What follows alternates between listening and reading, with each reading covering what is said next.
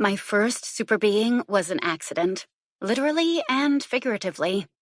I was walking from the courthouse to the parking garage. Jury duty was over. I'd been released early, right after the lunch break, so I was free to go back to work and try to catch up on my missed half a day.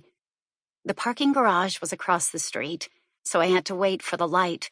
As I stood there, hoping I wouldn't sunburn, I witnessed a small fender bender. One slow-moving car rear-ended another right in front of the courthouse about 50 feet away from me. The drivers got out, man from the front car, woman from the rear, and he started yelling at her immediately. At first, I figured he was raging because he'd been hit, and the start of summer in Arizona always makes everyone here a little crazy, but I could hear him, and it dawned on me that this was his wife. She was apologizing, but he wasn't having any of it, so she got mad too. Their fight escalated into shouting in a matter of moments. This was a full-on domestic dispute, the kind the cops rightly want nothing to do with. The light changed, and I wondered if I should just head across the street to avoid getting involved with these two, when it happened. The man's rage went supernova, and all of a sudden, he sprouted wings out of his back. I'm not talking little wings either. They were huge, easily 6.5 feet high, and I guessed the span is double.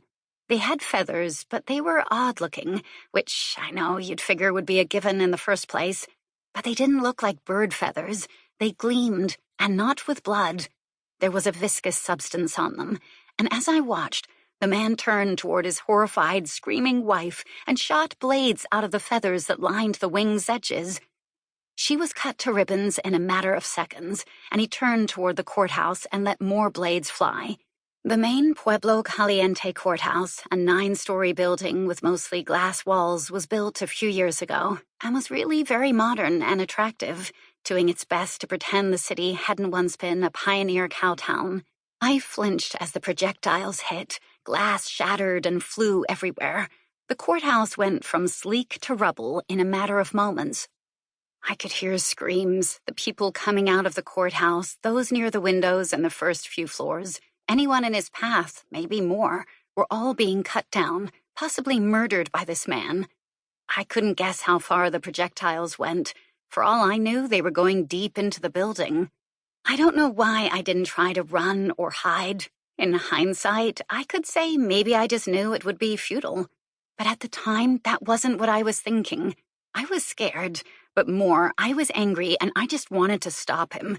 He wasn't slowing the attack at all, and I realized he was enjoying it, enjoying the power, the fear, the death. His back was still to me, and I could see a spot right between where his shoulder blades had been and wings now were.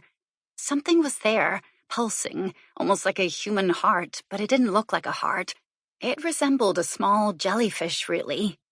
I tried to think of what I could use to stop this monster. It wasn't like they equipped marketing managers with Uzis. I didn't take my eyes off of the pulsing thing on the man's back as I dug through my purse and my fingers found my weapon. My heavy, expensive Mont Blanc pen. It had been a gift from my father when I'd gotten a promotion at work. I doubted this was what he'd hoped I'd use it for, but I wasn't holding any other options. I dropped my purse, kicked off my heels, and ran straight for his back. He was moving closer to the courthouse, but was still less than 100 feet away from me, and back in school, I'd been on the track team. I was a sprinter and a hurdler, and some things don't leave you, even if you haven't done them for a while. Because he was a little taller than me, I knew I needed to be airborne when I hit him. I judged it and leaped at the last possible moment. My pen slammed into that jellyfish-like thing on his back just as he started to turn. I could see his eyes. They were wide, glowed red, and looked no longer human. As I drove the pen into his back, his mouth opened, but he didn't make a sound.